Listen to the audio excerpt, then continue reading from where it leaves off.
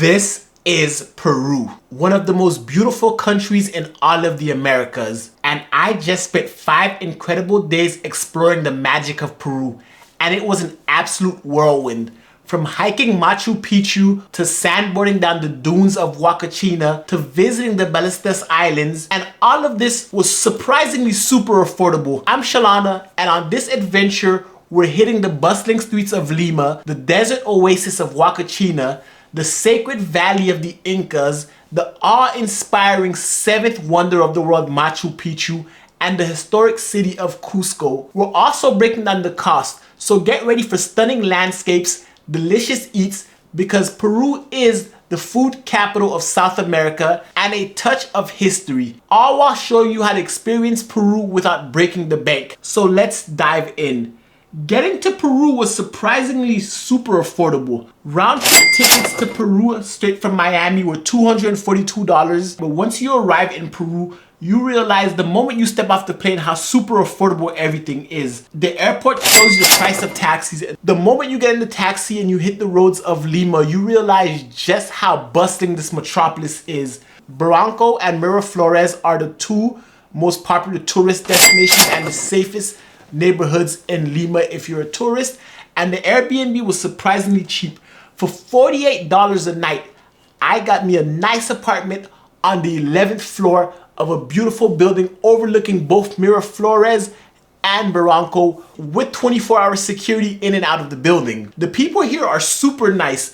Good morning from the beautiful city of Lima. Our flight got in pretty late last night, so we're just not getting up. It's about 7:30 in the morning, but I'm about to take a shower. We're about to hit the road because I want to try some Peruvian breakfast. I just want to try fresh Peruvian food because it is the food capital of South America, and I want to see if it's really hitting like they say it does. We're in the beautiful Barranco district of Lima, and our view is amazing. I don't know if you guys can see it. It is amazing. I was able to Uber from my Airbnb to Buena Vista Cafe for about $3 US. Uber is a must if you're in Peru. The prices range anywhere from $2 to $3 on average, and this cafe in Miraflores was gorgeous. It was on a cliff overlooking the Pacific Ocean, and this is my first time seeing the Pacific Ocean. I've traveled a lot, but it's always been on the Atlantic coast, so this is my first time seeing the Pacific Ocean, and from the view, it was the perfect place to have breakfast. And it being in the Miraflores district, the people there speak somewhat English, so that's really helpful for someone like me who speaks muy poquito español. So that was super helpful. And me being there for the first time, I wanted Peruvian food. Peru is known as the food capital of South America, and I wanted to find out why. So I wanted a traditional Peruvian breakfast. I got myself a Peruvian tamale and fries. One thing about me you'll learn is I love fries. The tamale came out to about 28 soles, which is about $7 US for breakfast. It includes juice and coffee, so it's a full meal for $7, and I had the tamale. It was okay. I'm not a big fan of this type of tamale. I've had other kinds, but it was a Peruvian Creole tamale. I was not a big fan of it, but that didn't stop me from enjoying the view. And the first place I went to was Park Lemoore, Love Park, because that is a beautiful tourist attraction right there overlooking the water. And from there, you can pretty much walk anywhere down to the beach, whether you want to explore the rest of Miraflores. All of it can be done on foot. You can even walk from Miraflores to Barranco. It's about a 10 to 15 minute walk. And there's just so much things to do when you're walking up and down Miraflores. You can walk to the boardwalk. You can go paragliding, and it looks super fun. I didn't do it ultimately, not because of the money, but because I'm not paragliding. I'm scared to death of falling. Walking through Miraflores, you can stop at all the nice monuments and see all the architecture that there is. You can walk through the stores, but I wanted to get to the beach. I wanted to go see the Pacific Ocean. I wanted to touch it. I have never touched that ocean. People are outside. It's a Monday. Everyone's super nice. So I made my way to the beach. The waves are crashing. They have surfing lessons if you want to partake. But the water was cold, so I did not go surfing. But I was able to enjoy the view, enjoy the vibe. Like being out on the beach, no matter what coast you are, the beach just feels beautiful. You feel the energy. And everyone out there was having fun, surfing, having a good time chilling, and it was a blast. But once I got to the beach, there was one place specifically I wanted to go, and that was a pier restaurant that I saw the night I landed and my drone flew over. This restaurant on the pier looked great. I made my way to Taberno, a bar there where I had my first pisco sour. Pisco sour is the national alcohol drink of Peru. Ooh, it's good. Good? Yeah, it's very good. Sour. It's limey, but good. I might have another one. Woo! But while there, the bartenders were super dope, super cool. I told them that I wanted to have an authentic Peruvian meal. I wanted to be in the city. I wanted to be where, not the touristy areas, not Miraflores, not Barranco. Send me somewhere that the real Peruvians go to. Not too dangerous, because I still understand that I'm in a foreign country. So I want to go to where the real Peruvians are, but not too dangerous. And they suggested I go to Chorrillos, which is just outside the tourist area for the authentic, real Peruvian vibes, where you can find food, you can talk to the people, you can find street markets. So that's where I went. And walking through Chorrillos, I never felt any danger. And seeing as I didn't really like my breakfast, I didn't really eat that day, and I had me a pisco sour, so I was feeling kind of nice. I went into this place called Freddy's Chicken, and I had me Peruvian rotisserie chicken. And if you haven't had Peruvian rotisserie chicken, oh my God. That with Peruvian fried rice, French fries, and Inca Cola, I was set. And it was the cheapest meal I had that entire trip. I think that entire meal cost me 24 soles, which comes to about $6 US. And I have to say, after eating that, I was stuffed. I got the itis, and I wanted to get back to my Airbnb. And that in itself, from the heart of Lima back to the touristy section of Barranco, only cost $4. I can't stress it enough. Always take an Uber. The following morning, I get up at 4:30, get dressed, and I make it to the Wayki Bus station, which is in front of a hostel in Miraflores. It wouldn't be a trip without an excursion, so now we're going to Paracas to see the sea lions, and then on top of that, we're going to go sandboarding and dune buggy riding. Again, I'm here for one reason and one reason only, and that is to become the Lisan Algaib. So we're about to go ahead and take this 4-hour bus ride. Been up since 4 in the morning.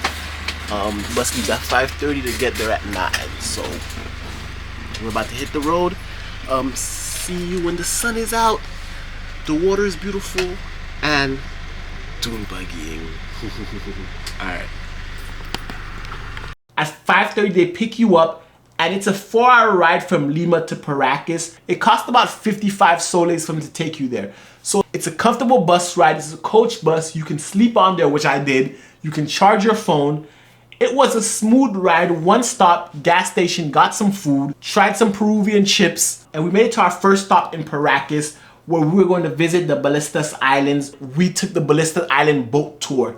Mind you, it's super early in the morning, so the water's freezing. You can feel the cold, but it was a blast. The boat started speeding. We got to see seals, penguins, sea lions, and even ancient carvings on the mountain, which have various different interpretations as to how it got there, but I'm gonna go with the theory that aliens put it up there. The wildlife here is amazing.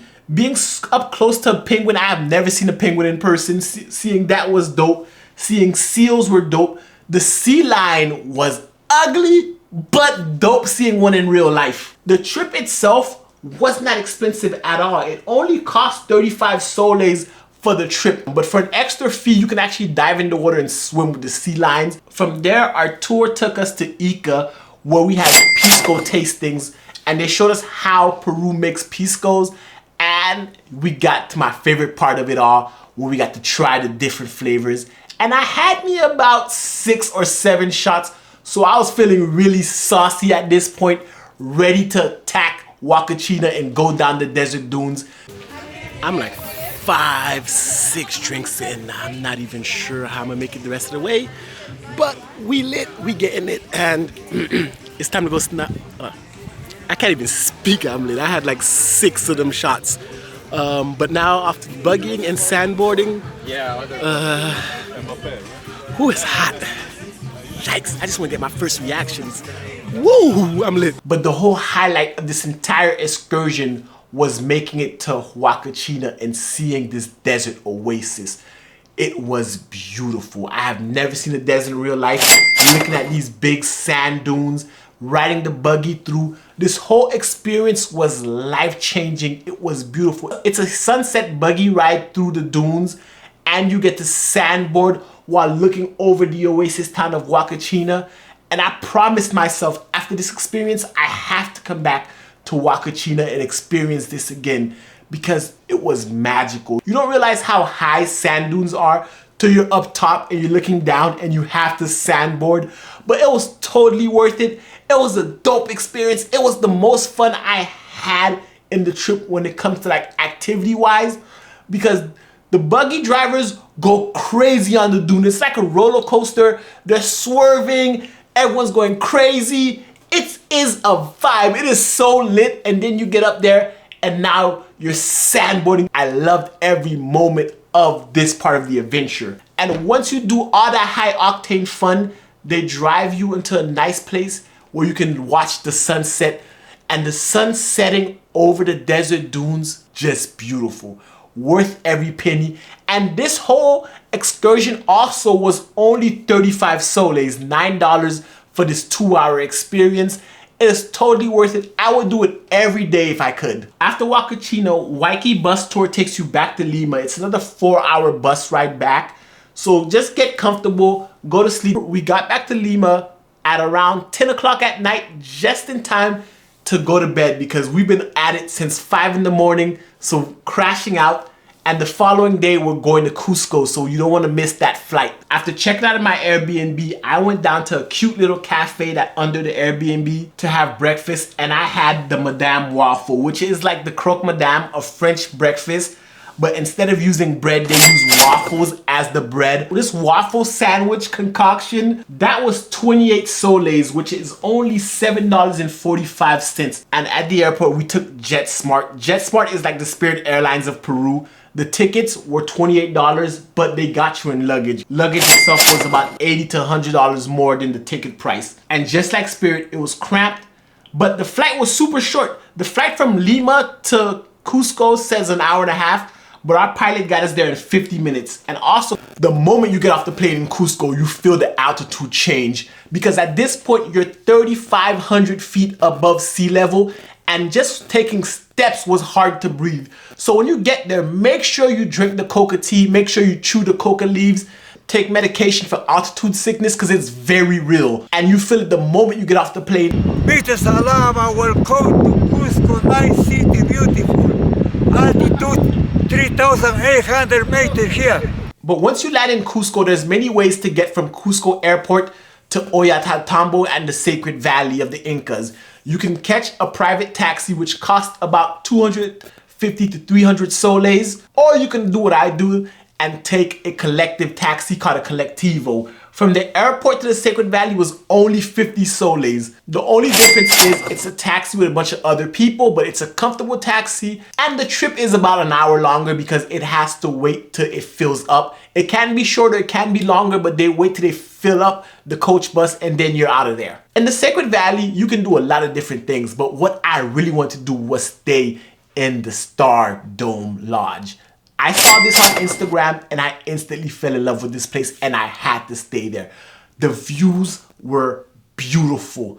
Watching the sunrise and the sunset from inside the dome, looking at the stars as you sleep, beautiful. This entire place was the most expensive place I stayed in. It cost about $246 a night US. And that includes dinner and breakfast, as well as them picking you up from the bus station, the train station, and taking you there.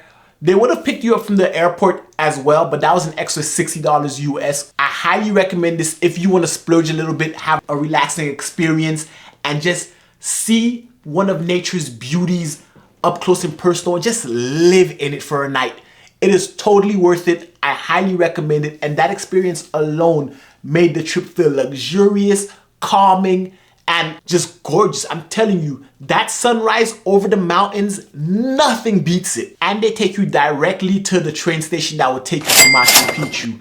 Now, the way you get to Machu Picchu is interesting because from Cusco, you would either take a bus to the Ollantaytambo station, but since I was already staying there, they dropped me off there. And there's two major rail lines that take you there. You can either take Inca Rail or Peru Rail. We took Inca Rail. The tickets there is when this trip started getting a little pricey. Everything else was manageable, but the whole Machu Picchu experience was the most expensive part of it. The round trip 10 tickets to Machu Picchu were $129 a person. And the tickets to Machu Picchu, if you buy them early, you can get them for as low as $55. I messed around and waited last minute and I got my tickets for $88 a person. But I also paid extra for an extra hike to the mountains behind Machu Picchu. Once you get off the train, you do have to take another bus that actually takes you to Machu Picchu unless you want to hike it. I'm not hiking a couple hours to Machu Picchu. So that bus was $24 US round trip per person. So you see how Machu Picchu starts to add up, but it's worth it. The moment you step up there and you feel the energy, the majestic energy of the Incas, and you see how beautiful it is, and you start to wonder, humans are amazing. How did they build this?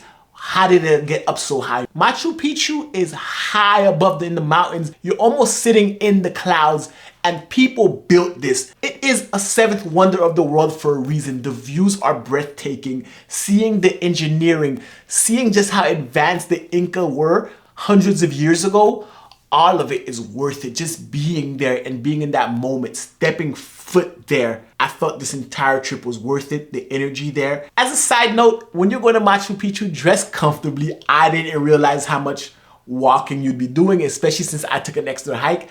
I decided to go to Machu Picchu looking fresh as hell with white Air Forces and a peach Nike sweat set. And let's just say it was not practical. I was fly, but it was not practical. This hike, it's kicking my butt, but slow and steady. Getting there. Look how narrow this is, but we're getting there. But even then, I loved every moment of it, and I would definitely go back because you feel something different in the air. Granted, the oxygen is a lot thinner, but you just feel the energy, you feel the history, and you just know we as humans can achieve anything. And just being here, being where the Inca walked, but just being there, trust me, it's worth it. The extra hike, again, white Air Forces, don't do it. But once I finally got to that peak, it was worth every moment. The hiking, the scenery, the energy, and just everything about Machu Picchu was amazing. And seeing as I saw a baby alpaca that morning, I wanted to try alpaca. I could come to Peru and not have alpaca. And I saw a little baby alpaca this morning. This is about to be delicious. Let me stop. But I can't wait to try this, especially after that long ass hike. Let's see. Over the truth.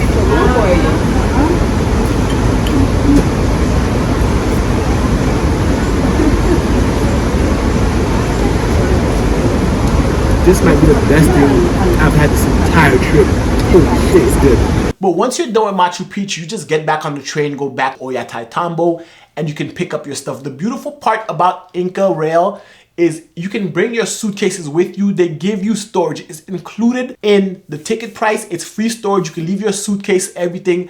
That's what I ended up doing, and I was able to walk around Machu Picchu a lot freer without having to worry about my luggage. And from Ollantaytambo to Cusco, you can either take a private taxi, which cost about 300 soles. What we did was take a colectivo, and that was 10 soles. And Cusco is where I stayed with the best Airbnb host ever. Cusco itself is a beautiful city, but just the story behind my day there was insane. I ended up losing my cell phone, but because I had the best Airbnb host ever in John, and his Airbnb unit was to die for. The views over Cusco, man. But John found my phone and John mailed it to me via DHL. But John was the best Airbnb host. I'm gonna link him in the description below. If you're ever in Cusco, check him out. He has multiple properties, and the best part about it all is all his properties have beautiful skyrise views. One thing about me, I don't know if you've noticed in this trip, everywhere I've stayed had a view because I love views and sceneries. And his Airbnb was super cheap, $34 a night. When you're in Cusco, there's so much things to do, but Cusco